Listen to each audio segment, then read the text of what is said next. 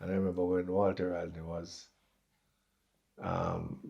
declared persona non grata by Hugh Shearer, Prime Minister at the time. There's a major upheaval in Jamaica.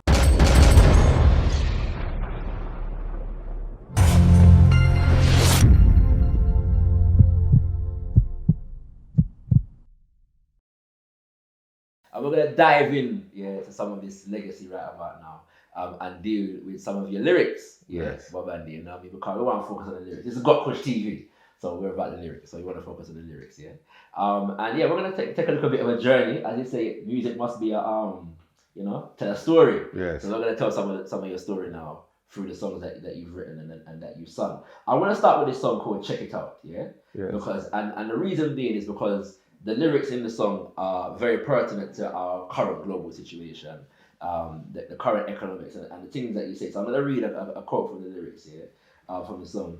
And you know what I like about the song, first of all, is that you start off kind of very, it's like any rap steady tune, come listen with me, I say, you know what I'm saying? And then it takes a turn, with the music, and you say, multinationals are really criminals, all forms of gambling, there's no way you can win. Now let's stop there for a second, because obviously this is. When did you write this song, first of all? That song was written 76,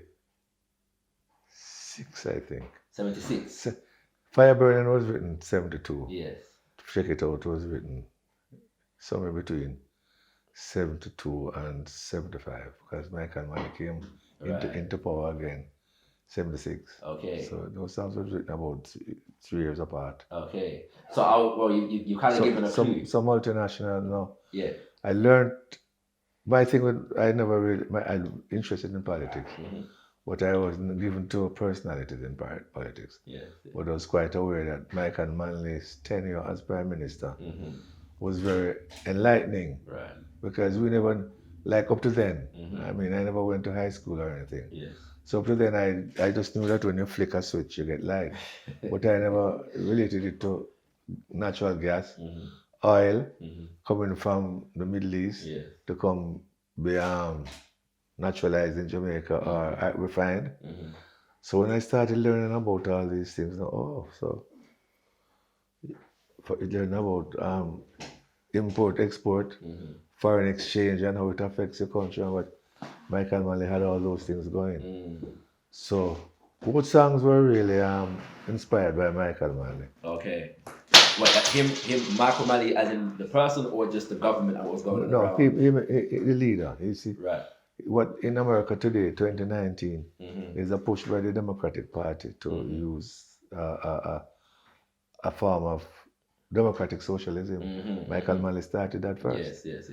So when I heard him and his rhetoric and how he treated the situation, you have to let's feed ourselves, plan to feed ourselves. Then we can think about exporting. Yes. So I understood a lot more what politics was about during the Michael Manley era. So I started writing, reflecting what he was saying and what was supposed to happen that was not happening. And I think, when I went to, when Marcy and myself were touring on Young, If and Black, we were doing shows all over England. So we were somewhere performing, and I started. Marcy went home after the performance one night, and I started working men's club. We used to work. Started playing. I'm not a gambler, but I started playing at the pool table, at the blackjack or whatever they call it. And the croupier said to me, but I was playing because I was admiring this lady. As you do. So I'm playing, and she just said to me, if you want to stick around and talk to me, you can, but you don't have to gamble because the house never loses. So that's why I said all forms of gambling, there's no way you can win. Okay. Like, I would only buy if I went to the racetrack. Yeah. This horse himself would have to tell me that it was going to win for me to buy it. Interesting. That's deep. So far the inspiration from this song comes from Michael Manley and I lay at the pool table. Yes. Massive. We love that. We love that. But what's interesting, I don't know if you're familiar with a documentary called Life and Death, but it studies the history of basically Jamaica, the economic situation. The CIA, the CIA, FBI, FBI, and the IMF, and the World Bank, yes, kind of stuff. So obviously, the area that you're speaking about I'm very much aware of that. is pertinent to this. So that's all. That's all. So then when I found out what multinationals did, Yes. because multinationals went on to become transnational. Yes. Found out about their role in the whole thing and that they really run government. Yes. And I had read somewhere where a president, way back in the 30s, said, if the republic allows the money changers to get a hold of the republic, they're going to squeeze every juice out of it. And I see it happening now.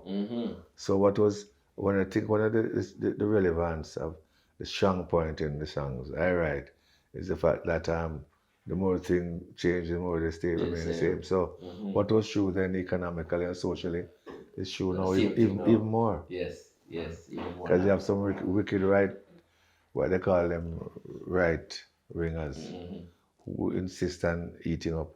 I have this thing about, and I observed this, and I was planning to put this in a song. I don't know if I will, but it said, you know, the people who take their money to the bank, they're the stakeholders, the average person who does a deposit.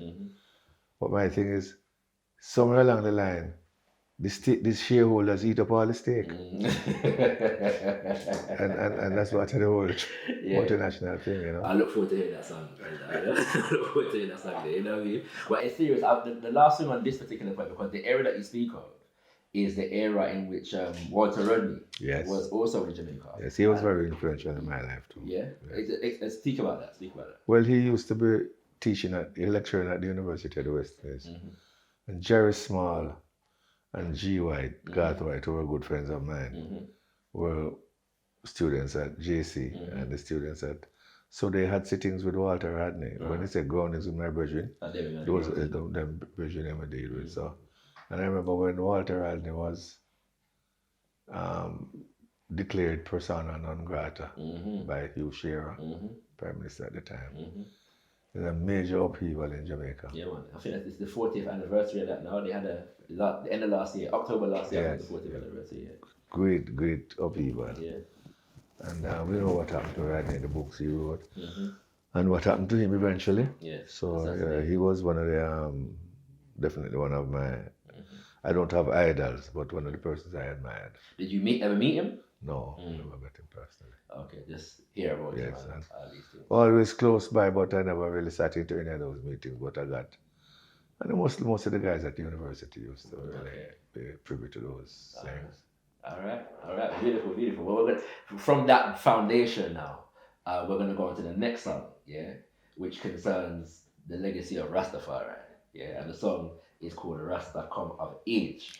Yes. Now, when did you come to Rastafari, first of all? Well, I came to Rastafari before I even started singing professionally. It's a long journey because a lot of the elders in Rastafari, they were into the roots and the rights and the look and the fact that they loved Africa, loved His Majesty, but we didn't have a lot of information then. Even the Walter Rodney time in Jamaica, you could be charged for bringing certain literature to Jamaica. As I understand it, there was a ban. Yeah, there was a ban, an official ban on Black Power literature, the autobiography of Malcolm X and other titles of ban. And you know, I was reading a lot of what inspired me is when I read Eldridge Cleaver's Soul and Ice. Okay. I mean, that was just like honey to me. It was sweet reading, and the fact that you had black people in America. I knew about the struggle, but I hadn't started reading about it until then. And that certainly impacted my music. And so Rastafari was a very long, tedious journey for me with because I had a struggle understanding a man in the flesh as a deity. After we grew up thinking about this Jesus Christ who is going to save us all and the God of the Bible. And so working all that out, because I subsequently learned that Rastafari is a a conscious spiritual philosophy. But it doesn't mean that all Rastafarians say, do, and believe the same things, because it's every doctrine, to my mind, is personal to the individual. It's how you interpret it and how you choose to live it.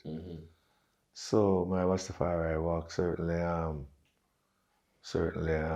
started before the musical journey. As I said, my mother was a Rastafarian, and I remember as a youngster going to a Rastafarian, you can call it a church. They used to call it a mission in Trenchtown.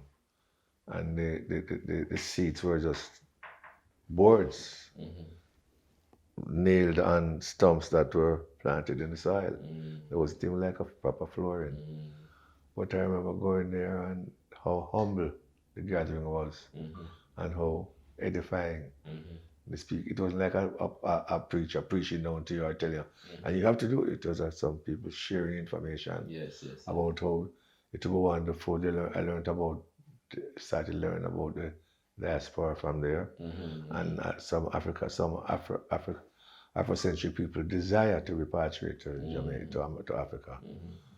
And I must say, the feeling I got in that early church there, it was never matched in any other church. I went on to go to Kingston Parish Church, which was Anglican. I went to Baptist Church with my grandmother.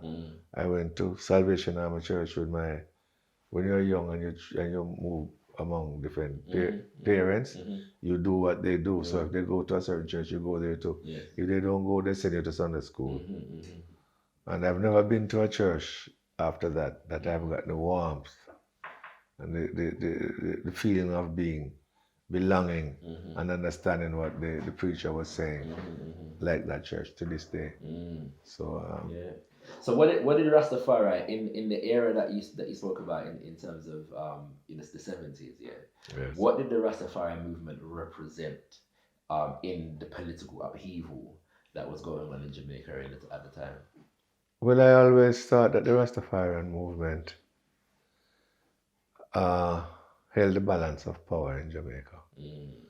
But we never grouped and progressed along the socio-economic line, because Rastafarians were humble people, staying off the grid, the social grid, as much as possible, and boycotting what they think was not natural and good for the body or your health. But when when Bob Marley became so commercially successful, and that added feature of Rastafari being commercial money earners at a big level, Rasta come of age grew out of that observation. Up to today, I'm thinking that there's so much artists that have been established in the name of Rastafari, millions of dollars and pounds, money of whatever currency, made by Rastafarian artists or people who say they are Rastafari, but nothing's done to the community. All this money is just personalized, and everyone forgot that they use the movement and the name and the image to garner this kind of wealth, and nothing is. A guy might get a scholarship to go to a school or pay some people's rent or help your community, but generally speaking, the movement could have been really a movement, because an organization, if it's not organic in nature and it's not growing and doing things for the people in it, and so it's good enough to preach about things, but to do things, because love is an action word.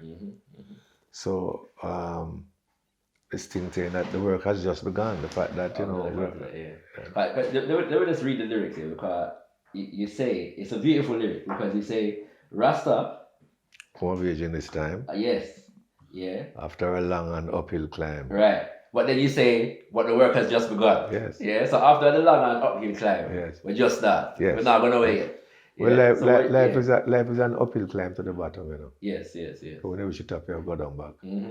So The work was just starting then. Right. And no time to mess around. Okay, so some people making some money and things, but and His Majesty, the message His Majesty left in Jamaica was you have to organize and centralize. And come as well. And that the financial era, financial aspect of life was going to be the Third World War.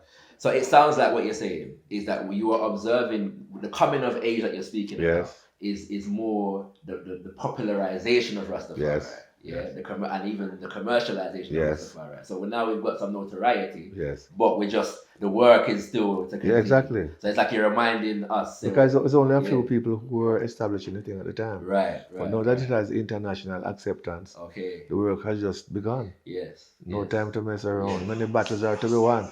Because you have to win the social battle, the economic battle, the philosophical battle. Yes. Name the battles. This song, your answer to these questions has given me new appreciation for the song, in the sense of the fact that you projected into the future. Yes. Because as we were discussing before we came on camera, just in terms of the relevancy of now, yes. You know what I'm saying? But it's like to be observing, because Rastafari for many people was still young in the 70s. You know what I'm saying? Yes. And so to have the foresight. Yes. To see where that was going and understand that we need to focus on the work and not the acceptance or the popularization, but the works. The deeper works. Yes. I have newfound appreciation Thank you. for the song. You know what I mean? So in saying that now, it also instructed the fact that we're not interested in color class. Because we're the first and the last. And the last, yes. You understand? Yes. And so I try to address the all aspects of the society. Yes. So where would you say? Because obviously there's an evolution in Rastafari. If I got two questions to that, you know. Let me ask you about first of all your own personal evolution in Rastafari, and then where would you say that, looking at the situation now, what would you say needs to be the evolution from here on out? What are the things that the movement needs to focus on? The world, as it is evolving, isn't a joke. Which is the whole of your song. And the fight is really just beginning. My Rastafarian outlook is that it's my philosophy and my Afrocentricity. I don't speak of God. Because I don't worship anyone in the flesh as God. As one of my brethren, Baraka said, but if a man could be God, he still has to give that too. But right now, I have a little different concept of God, which I don't necessarily need to share a lot about. Okay. But I have my personal concept of God. Yes, sir. And I don't look outside of myself for God. I don't see where the movement is going because it's so splintered. As a matter of fact, there are some of the strongest Rastafarian movements I've seen are not in Jamaica. You know what I mean? Like I'm in Italy doing a show and somebody I asked the guy, white guy, how come so many have dreadlocks? He said, oh, well, we consider ourselves children of Hannibal. Some white guy saying this. I didn't hear that. And somebody said to him, where you from? Him said, Rome. And so the person said, wow, I'd love to go to Rome. He said, fire upon Rome. This is in Italy, yeah? Yeah. So what comes out of all of this for me is I think I'm probably the first person who ever mentioned years ago in this country in an interview with David Rodney that Jamaica is a cultural superpower. Because I'm listening to British black music for the past 3 months. And the what you call it, the jargons, male and female, even the great what's his name, Stormzy. Yes, I really have a lot of admiration for him. Yeah. I hear a lot of Jamaican influence in him. Yes. And this even the African rappers. Yes. They borrow a lot from Jamaica. Yes. So Rastafari and Marcus Garvey are the beacons of Afrocentricity in the Caribbean and the Western world, so to speak. Yes. Because Marcus Garvey influenced even Martin Luther King et al. I can't speak for other Rastafarians, but the 12 tribes came as very progressive. Then they have the Bubble House, then they have this house, and then they have that house, and they all seem to be saying different things. So, and anything becomes religionistically active, so to speak. Have the fight. I mean, in Christendom, 7 days say different things from Methodists. Anglicans say different things from 7 days. So, once you get into the religion to me is an attempt to politicize spirituality. And religion is a man-made thing. Spirituality is inborn. So I can't speak for the Rastafarian community. I'm observing, and like my observation, I said earlier on, I don't see them treating the community as a community. And I can't blame a person if they dreadlocks up, wear colors, heal His Majesty, make millions of dollars, and you don't know people's private life. But surely if there was a progressive push towards unity and community, it would have started already. I don't know what the future holds, but I don't see much of that happening to come. People protecting them because everybody's protecting their cash, you know, their material wealth. I hear you. So I can't speak for anyone but myself in the Rastafari community. Obviously. Blessings on blessings, I am open to receiving them. Raising my vibration, attracting all the good things on this frequency of divine intervention. Although I don't always see, I can feel them. Know your power. We are all divine. This is Tasha and Makeda, bigging up Kush TV, the UK's #1 online conscious platform. Blessed love. Hey yo, it's Swiss. My name is JJ Bola. This is Shakara. Hi sister. My name is Empress Imani. What's up? It's the world changer McKellamine. You're locked on to GotKush. GotKush. Kush. GotKush TV, the conscious platform for all conscious people. Stay tuned. There was empires in Africa called Kush, Timbuktu, where every race came to get books. My success to you, even if you wish me the opposite. Sooner or later we'll all see who the prophet is.